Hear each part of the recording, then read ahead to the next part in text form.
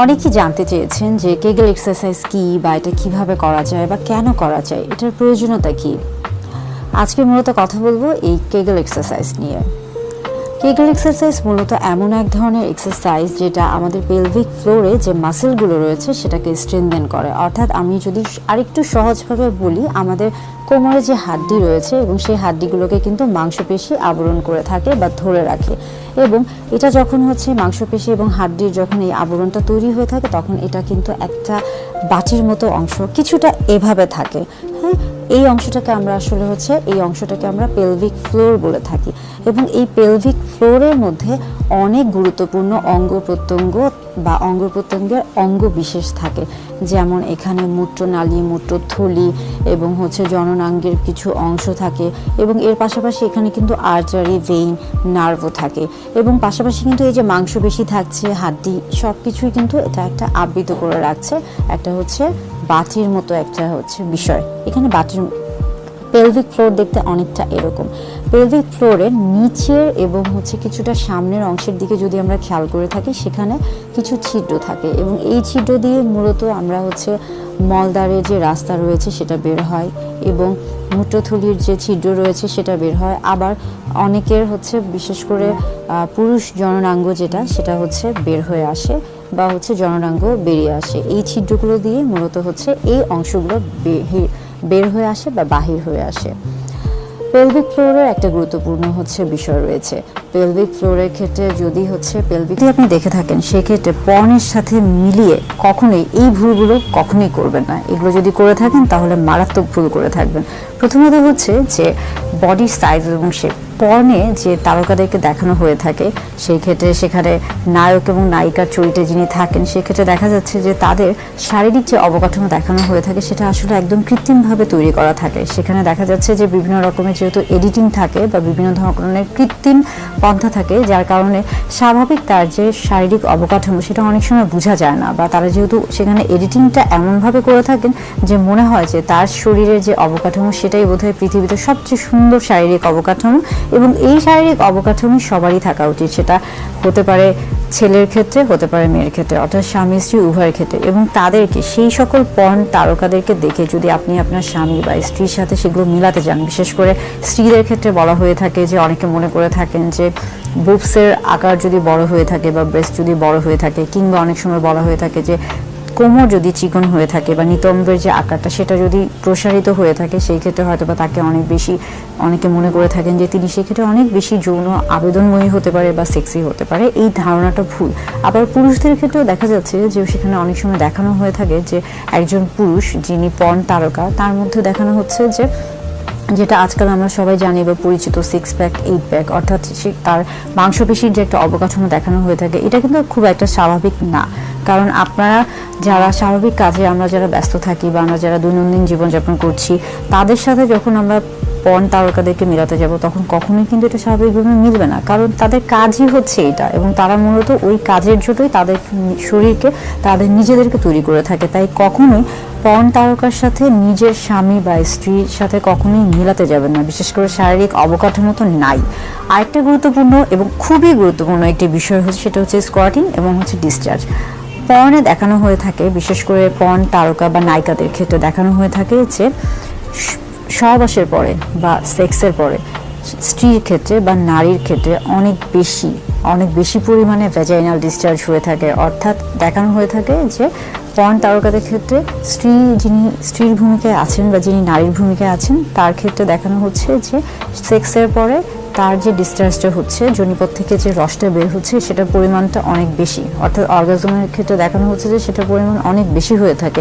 এই ক্ষেত্রে বাস্তবিক জীবনে যখন একজন পুরুষ তার নারীর সাথে, অর্থাৎ একজন স্বামী যখন তার স্ত্রীর সাথে মেলামেশা করতে যান, তখন তিনি হতাশ হয়ে পড়েন। তখন তার মধ্যে অনেক সময় এমন প্রশ্ন আসে যে আমার স্ত্রীকে আমি নিশ্চয়ই তৃপ্তি দিতে পারছি না, তা না হলে কেন তার যোনিপথ থেকে ওই পরিমাণে রস বের হচ্ছে না বা অর্গাজম যোনিপথে প্রবেশ করানো হয়ে থাকে, যার কারণে পর্ন তারকা বেশি পরিমাণে পানি বের হচ্ছে না, বা তিনি যখন বুঝতে পারছেন না কেন শুকনো নারীর যোনিপথে প্রবেশ করেন, তখন সেই ক্যাপসুলটা কিন্তু ফেটে যায় এবং সেই নারীর ক্ষেত্রে একদম ওয়াটারপ্রুফ ব্যবহার করা হয়ে থাকে, এবং যেটা কিনা নারী কৃত্রিমভাবে তৈরি করা হয়ে থাকে। অর্থাৎ পর্নের সাথে মিলিয়ে কখনোই আপনার স্ত্রীর যোনিপথের যে অর্গাজমের যে রসটা থাকে বা যে ডিসচার্জটা থাকে সেটাকে কখনোই মেলাতে যাবেন না, তাহলে মারাত্মক ভুল করবেন। একইভাবে যদি পুরুষদের ক্ষেত্রে বলে থাকি যে পর্নের পুরুষদের ক্ষেত্রে দেখানো হয়ে থাকে যে সেখানে পুরুষদের যে বীর্যটা বের হচ্ছে বা যে সিমেন্টটা বের হচ্ছে সেটা অনেকটাই সাদা দুধের মতো বা ঘন হয়ে থাকে, টক দইয়ের মতো। এটা কিন্তু ভুল ধারণা। সেখানেও কিন্তু এক ধরনের ওয়াটার ক্যাপসুল ব্যবহার করা হয়ে থাকে এবং যার কারণে সেটার রংটা কিন্তু এতটাই গাঢ় থাকে এবং সেটার পরিমাণও অনেক ঘন থাকে, বেশি থাকে। এবং সেটার সাথে মিলিয়ে কিন্তু বিশেষ করে অনেক পুরুষ, শুধু মহিলারা না, অনেক পুরুষ কিন্তু হতাশাগ্রস্ত হয়ে পড়েন। অনেকে এসেই বলেন যে আমার বা তিনি বলেন যে তার বীর্যের রসটা খুবই কম, পরিমাণ অল্প, পাতলা, সাদা না, খুবই একদম পানি রঙের। এই যে তাদের মধ্যে একটা বিচলিত ভাব তৈরি হয়ে থাকে বা তাদের মধ্যে একটা ভ্রান্ত ধারণা হয়ে থাকে, এটাও কিন্তু পর্নের সাথে কখনোই মিলাতে যাবেন না। একটা জিনিস খেয়াল করবেন যে পর্নে যারা অভিনয় করছে, যে নায়ক বা নায়িকা বা যে তারকারা, যেহেতু এটা তাদের পেশা, এই পেশা তারা ভালোভাবে করতে গিয়ে দেখা যাচ্ছে যে ঠিক ওই মুহূর্তে বা ওই কয়েকদিন আগে বা ওই ভিডিওটা করার আগে তারা বেশ কয়েকদিন বিভিন্ন ধরনের ওষুধ গ্রহণ করে থাকে বা বিভিন্ন ধরনের কার্যকলাপ করে থাকে, যার কারণে তাদেরকে যেন ওই ভিডিওতে সবচেয়ে ভালো দেখে। কারণ ধরুন যে 100টা পর্ন আছে বা 10টা পর্ন আছে, সেই 100টা বা 10টা পর্ন থেকে আপনি কেন তাদের পর্নটাই নির্বাচন করবেন? সেই ক্ষেত্রে তাদেরকে অবশ্যই অনেক বেশি ইফোর্ট দিতে হবে, অনেক বেশি কাজ করতে হবে এবং সেই ক্ষেত্রে এডিটিংটাও তাদেরকে এমন সূক্ষ্মভাবে তৈরি করতে হবে যে যেন আপনি ওটা যেতে বাধ্য হন। এবং সেখানে এত বেশি অবাস্তব কাল্পনিক জিনিস তৈরি করা হয়ে থাকে যে মানুষ হয়তো বা অনেক সময় সেটাকেই বাস্তব মনে করে থাকে। অর্থাৎ পর্নের সাথে এই বিষয়গুলোকে কখনোই মেলানো যাবে না। পাশাপাশি আরেকটা গুরুত্বপূর্ণ বিষয় হচ্ছে ভার্জিনিটি। পর্নে দেখানো হয়ে থাকে অনেক সময় যে ভার্জিনিটির একটি ক্যাপসুল, এই ভার্জিনিটি ক্যাপসুল মূলত নারীর যোনিপথে প্রবেশ করানো হয়ে থাকে এবং এটা যখন পুরুষ লিঙ্গ প্রবেশ করে সাথে সাথে এটা ফেটে যায় এবং এখান থেকে একটা রক্তের মতো লাল বর্ণ বের হয়ে থাকে। এবং সেই ধারণা থেকে অনেকে মনে করে থাকেন যে স্ত্রীর যোনিপথে পুরুষ লিঙ্গ প্রথমবার প্রবেশ করা মানেই সেখানে রক্তপাত হওয়া, এবং সেটাকে অনেকে ভার্জিনিটি মনে করে থাকেন, ভার্জিন মনে করে থাকেন। এই ধারণাটাও কিন্তু ভুল ধারণা। পর্ন থেকে এই ধারণাটা চলে এসেছে, তবে এটা একদমই ভুল ধারণা। এই ধরনের ক্যাপসুল যেহেতু তারা ব্যবহার করছে, তাই এই ধরনের ধারণা থেকে অবশ্যই নিজেকে দূরে রাখার চেষ্টা করবেন। ভার্জিনিটি বা ভার্জিন একদমই একটি ভ্রান্ত ধারণা।